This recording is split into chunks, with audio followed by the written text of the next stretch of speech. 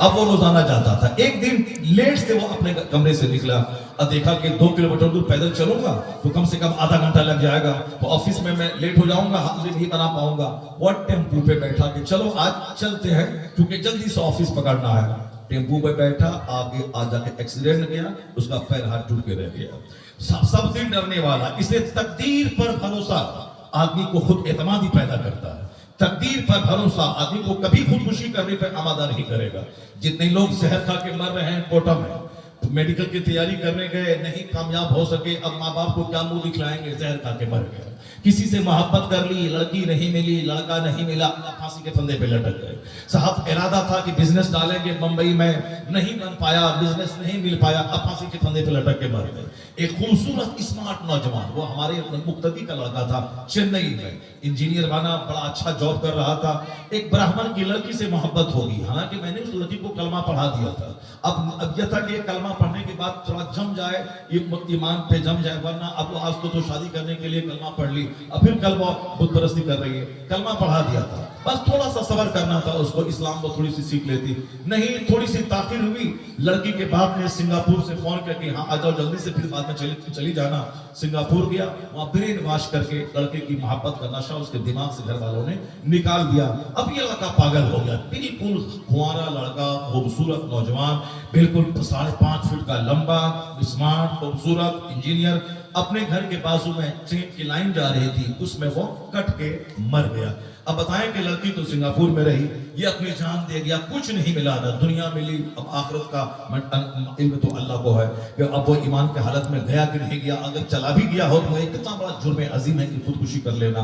तकदीर पर एतमाद ना खुदकुशी करने पे आमादा करेगा, तकदीर पर एतमाद ना इंफेरिटी कम्प्लेक्स पैदा करता है। आज जो डिप्रेशन का मरीज, इंफेरिटी कम्प्लेक्स का मरीज सुसाइड को करता है, जो डिप्रेशन में चला जाता है, नहीं मैं कुछ नहीं कर पाऊंगा, समाज में मुकाबला नहीं कर पाऊंगा, अब हम तो निकम्मे पैदा हुए हैं, चलो अब समाज में क्या रहें, हमको सारे लोग कोड़ी समझते हैं, अब जहर खा के मर गया, ना मेरे पास गाड़ी है ना मकान है। डिप्रेशन का मरीज अक्सर लोग हो रहे हैं, दूसरों की बिल्डिंग देखकर, दूसरों का मकान देखकर। तकदीर पर एतमाद कि जो अल्लाह चाहता है वही होता है। हम एक तदबीर करते हैं, अल्लाह ने कहा कि जमीन पे फैल जाओ, हम जमीन पे फैल गए। एक दाना मकई का मैंने खेत में डाल दिया, मैंने एक डाला, जब तक एक नहीं डालूं 1000 दाना कभी नहीं मिलेगा। मैंने एक दाना डाला, अल्लाह ने कहा कि तलाश करो, मैं रोजी तलाश करने घर से निकल गया, मैंने खेत में हल चलाए, एक दाना मकई का डाला। अब कानून कुदरत के हिसाब से वही एक दाना सड़कर एक पौधा देता है। एक पौधे में 10 भुट्टे निकलते हैं, 10 भुट्टे में 1000 दाने निकलते हैं। दुनिया का दस्तूर यही है कि तुम एक दाना डालो, हम 1000 तुमको दे देंगे। लेकिन अगर तुम घर में बैठ के रहोगे, दाना नहीं डालोगे, ये चाहोगे कि खेती उपज के मेरे घर में आ जाए, ये नहीं होगा। तुम एक दाना, एक भी आम का बीज डालो, आम का पौधा लगाओ, उसकी हिफाजत करो, अब उसमें तुम एक पौधा लगाओ। चाहा वह हुआ, जो अल्लाह चाहता है वह होगा, वह होता है, जो अल्लाह चाहेगा वह होगा। आका फरमाते हैं कि फला तकुल लौ फइन्ना लौ तफ्तहु अमल शैतान। आका फरमाते हैं कि लौ का माने होता है इन केस, इफ, अगर, यानी अगर हम एम से चले गए होते तो मेरा बाप बच गया होता, अगर हम सिलीगुड़ी लेके चले गए होते तो मेरा बाप बच जाता। इन केस, अगर, ये सब मत बोला करो। सरकार फरमाते हैं उसका शरीफ हदीस में आया, फला तकुल लौ, लफ्ज़ लौ मत बोला करो, यानी इन केस, अगर ऐसा कर दिए होते, फइन्ना लौ तफ्तहु अमल शैतान, इसलिए कि लफ्ज़ लौ शैतानी सोच का दरवाजा खोलता है। ये काश तुम्हारे अकीदे को मजरूह कर देगा, अकीदे आखिरत, अकीदे तकदीर को कमजोर कर देगा। तुम फिर भूल जाओगे कि हम ऐसा करेंगे तो ऐसा होगा, ऐसा कर देते तो ऐसा हो जाता, बाप को लेके चले जाते पटना तो बाप मेरा नहीं मरता। इसका मतलब वो जो आया है वलन युअख्खिरुल्लाहु नफ्सन इज़ा जा अजलुहा, उसका क्या होगा? वो जो आया है फइज़ा जा अजलुहुम ला यस्तअखिरून सअतुन वला यस्तक़दिमून, जब मौत का वक्त आता है तो एक लम्हा ना आगे होगा ना पीछे होगा, अपने वक्त पे आएगा। तकदीर पर एतमाद, भरोसा आदमी को हौसला देता है। तकदीर पर एतमाद आदमी को गुर्बत में सब्र का जज्बा देता है। तकदीर पर भरोसा मालदारी के बावजूद बंदे के दिल में अल्लाह का डर खशियत पैदा करता है। वह जानता है कि जिस अल्लाह ने आज खरबों की दौलत दी है, 1 मिनट में सारी दौलतें खत्म हो जाती हैं। बड़े बड़े अरबपति के पास 1000 बीघा जमीन थी इलाके में, आज उनकी कब्रों पे जानवर चल रहे हैं। उनके बाल बच्चे दिल्ली में सेक्टर 19 में, नोएडा में साहब रेडी और रिक्शा चला रहे हैं। बड़े बड़े अरबपति के बच्चे, बादशाहों के बच्चे साहब भीख मांग रहे हैं। पहले जमाने में नहीं, इस जमाने की बात मैं कर रहा हूं। आपने सद्दाम हुसैन की बात सुनी होगी, इराक का बाताज बादशाह था जिन्होंने जमीन के अंदर में इतना जबरदस्त बंकर बनाया था कि कोई एटम बम का अटैक उस पर नहीं हो सकता। एक जबरदस्त शासक इराक का। लेकिन दुनिया ने यह भी तमाशा देखा कि किस तरह वह अरेस्ट किए गए, किस तरह वह जेल में डाले गए और किस कदर बेबसी के साथ फांसी के फंदे पे चढ़ाए गए। सारे लोगों ने देखा। सारे लोग आपके बाजू में यहां से 10 कदम की दूरी पर बांग्लादेश है। लोगों ने देखा था किस कदर शेख हसीना हुकूमत करती थी, किस कदर वहां की सत्ता पे वो काबिज थे ये दोनों खातून, और किस तरीके से चंद मजनू दीवाने उस सत्ता को जड़ से उखाड़ के फेंक दिया। आज मुंह छुपाने की कहीं जगह नहीं मिल रही है। ये 1000 साल पहले इतिहास में पढ़ते थे कि फला राजा फला मुल्क पे अटैक कर दिया और उस मुल्क पे कब्जा कर लिया। जैसे हिंदुस्तान पे अंग्रेजों ने आया, यहाँ पर कंपनी डाली, ईस्ट इंडिया कंपनी नाम की, फिर धीरे धीरे अपने लोगों को लाया, अपनी ताकत के दायरे को फैलाया, धीरे धीरे एक स्टेट को कब्जा किया।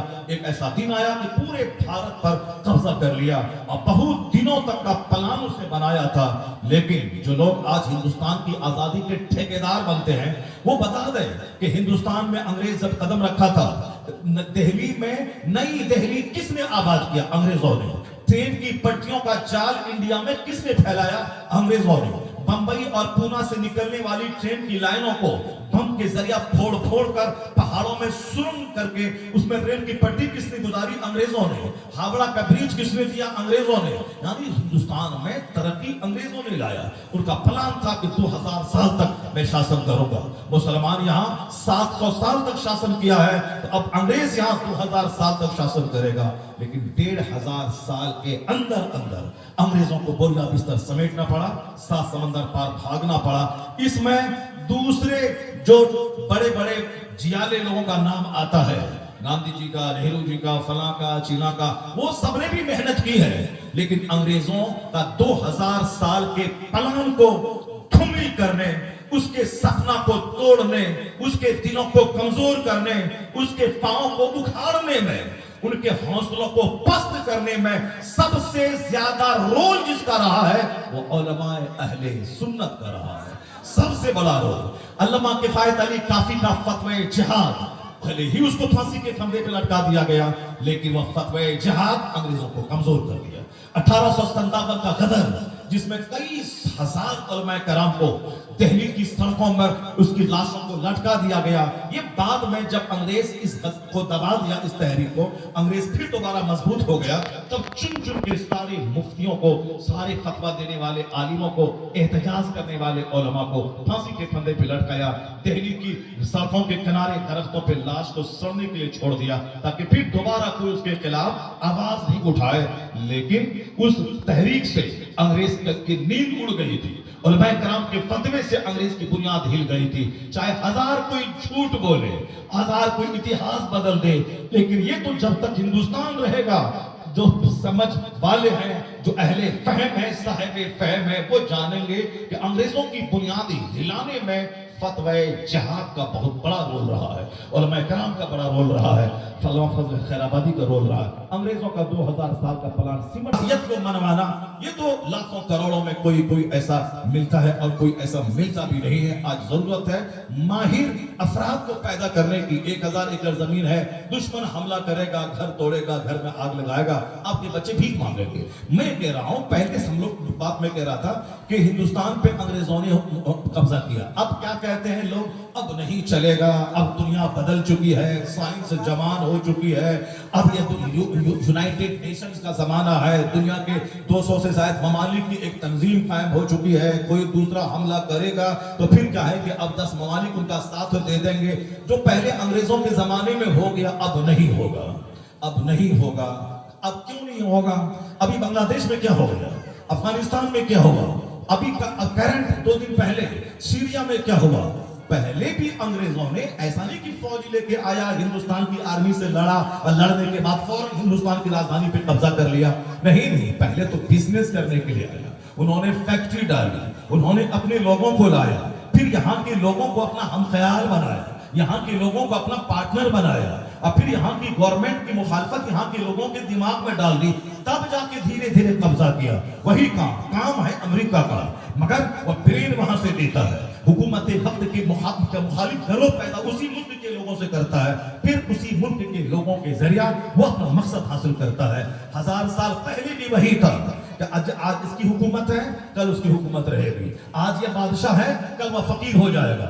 आज ये मालदार है, कल वह गरीब हो जाएगा। कहते थे पहले जमाने में ऐसा होता था कि लोग जब खेती पर आधारित रहते थे, बिजनेस छोटा होता था, लेकिन इस जमाने में नहीं होगा। जो टाटा कंपनी कायम कर चुका है वो कैसे गरीब हो जाएगा, जो बिरला कंपनी जिसकी बन चुकी है वो कैसे गरीब हो जाएगा। ये सब फालतू और कमजोर बातें हैं। जो कानून खुदा का है वह पहले भी वही कानून था, आज भी वही है, कयामत तक वही कानून रहेगा।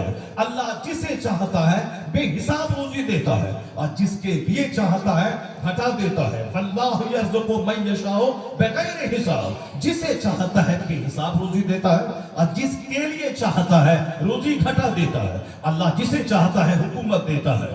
कुल्लिल्लाहुम्मा मालिकल मुल्क तुतिल मुल्क मन तशा व तंज़िउल मुल्क मिम्मन तशा व तुइज़्ज़ु मन तशा व तुज़िल्लु मन तशा बियदिकल खैर इन्नका अला कुल्लि शैइन कदीर। सारे बादशाहों का बादशाह है वो खुदा, जिसे चाहता है हुकूमत देता है, और जिससे चाहता है छीन लेता है, जिसे चाहता है इज्जत